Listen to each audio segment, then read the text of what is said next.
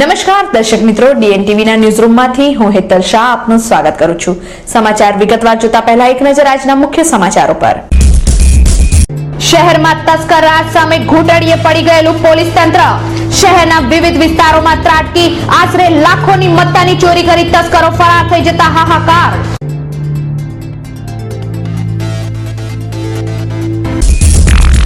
हिंदुओं पवित्र श्रावण मास ना प्रथम सोमवारे शिवालयों बम बम बोले और हर हर महादेव ना नाद थी गुंज्या। तमाम ऐतिहासिक धार्मिक स्थलों सहित शिव मंदिरों में वहेली सवारथी ज भोलानाथ नी पूजा अर्चना माटे श्रद्धालुओनी लांबी लांबी कतारो। हवे जोईए समाचार विगतवार। शहर पोलीस तंत्र ने हंफावती तस्कर टोळकीनो त्रास यथावत रह्यो छे। शहरना फतेगंज विस्तारमां आवेली दुकान सहित 3 स्थळोए ત્રાટકી लाखोनी मत्तानी चोरी करी फरार थई जता हाहाकार मची जवा पाम्यो छे।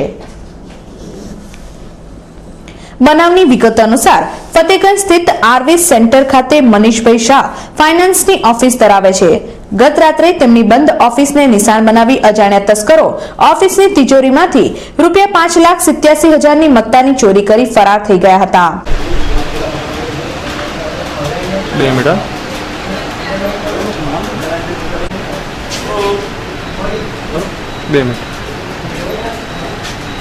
यहाँ पे ब्रांच में चोरी हो गई है 5,87,000 की। मेन दरवाजा का लॉक खोल के वो अंदर आए हैं लोग। अंदर 5,87,000 था, 835 रुपये। वो सारा कैश कबर्ड के अंदर में था, लॉकर में रखा हुआ। यार सुबह में जब हमारा ब्रांच खुला तो मालूम हुई कि सारा दरवाजा खुला हुआ है और कबर्ड टूटा हुआ है। हमारे ब्रांच मैनेजर ने मुझे जान किया और फिर हम लोग आए, सारे स्टाफ आए, फिर हम लोग पुलिस को इत्तला की, फिर पुलिस वाले आए। अभी कुछ नहीं बता सकता क्योंकि इन्वेस्टिगेशन चालू है। अभी किसी के ऊपर शक नहीं कर सकते क्योंकि 4 साल से हमारी ऑफिस है और ये पहली बार इस तरह की घटना हुई है। ત્યારે બીજા બનાવમાં ફતેગંજ વિસ્તારના મુખ્ય માર્ગ પર આવેલ કિંગ ટેલરની દુકાનને નિશાન બનાવી અજાણ્યા તસ્કરો રૂપિયા 26,000 ની કિંમતના ચણિયા ચોળીની ચોરી કરી ફરાર થઈ ગયા હતા।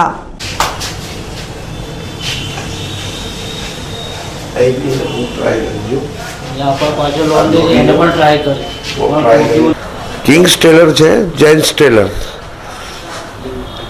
ને આ ચણિયા ચોળી છે ને દર વર્ષે છે ને અમે 2 વર્ષથી કરે છે। એટલે આ ચણિયા આવડે નવરાત્રી આવે ત્યારે એ ધંધો કરે છે। તો આ માલ લઈને મૂક્યું છે એટલે પાછળથી દરવાજા તોડીને ઘૂસ્યા છે।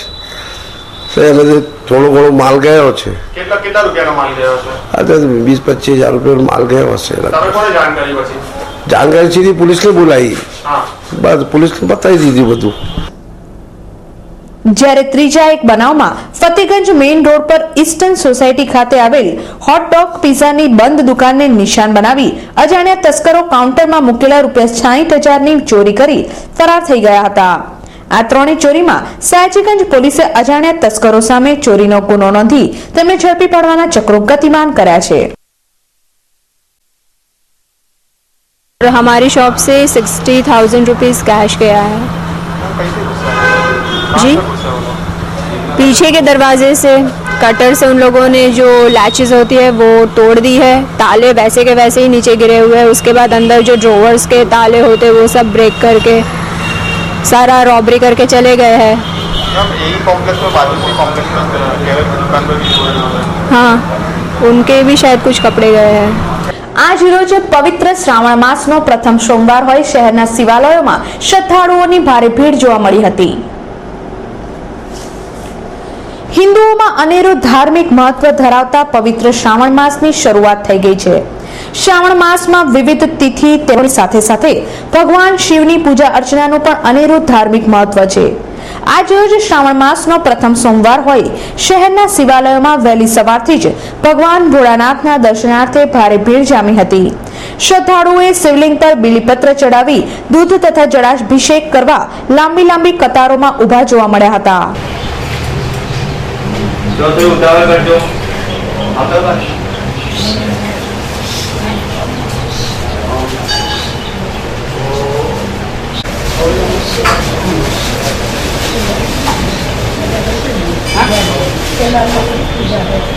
એના અંદર બધું છે તમારે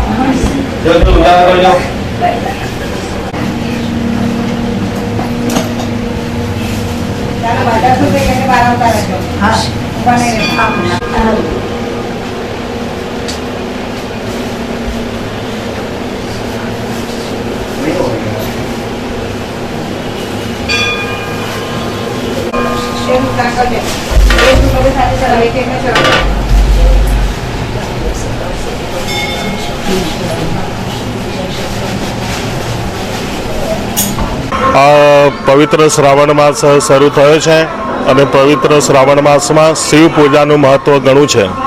શિવ પૂજા કરવાથી મનુષ્યને આયુષ્ય મળે છે, આરોગ્ય મળે છે અને નવગ્રહોની દશા હોય, ખરાબ દશા ચાલતી હોય તો એ દૂર થાય છે અને મનુષ્યનું કલ્યાણ થાય છે. જે ઈચ્છાથી, જે ભક્તિભાવથી જે મનુષ્ય શિવજીની ભક્તિ કરે છે, દૂધ ચડાવે, બિલીપત્ર ચડાવે અને જે રીતની જે ઈચ્છાથી, મનોકામનાથી જે પૂજા કરે છે એ ભક્તોની ભગવાન ભોલેનાથ પરિપૂર્ણ કરે છે. આ કાશી વિશ્વેશ્વર મહાદેવમાં આજે પ્રથમ સોમવાર છે અને ભક્તો આ પૂજાનો લાભ રહી રહ્યા છે અને પવિત્ર શ્રાવણ માસમાં દરેકે શિવ પૂજા કરવી જ જોઈએ એવો એક શાસ્ત્રનો નિયમ છે. એનાથી મનુષ્ય જે સંપત્તિ હોય છે, જે પોતાની પાસે ધન ધાન્ય હોય છે એ આરોગ્ય પ્રાપ્ત થવાથી બધું ભોગવી શકે છે. એવા શિવ ભોલેનાથ કાશી વિશ્વેશ્વર મહાદેવ સર્વનું કલ્યાણ કરે. રેલવે પોલીસે બાતમીના આધારે ગત સાંજે શંકાસ્પદ હાલતમાં જણાતા ઈસમને ઝડપી લેતા તેની પાસે ચોરીના 4 આઈફોન મળી આવતા પોલીસે તેની વધુ પૂછપરછ હાથ ધરી છે.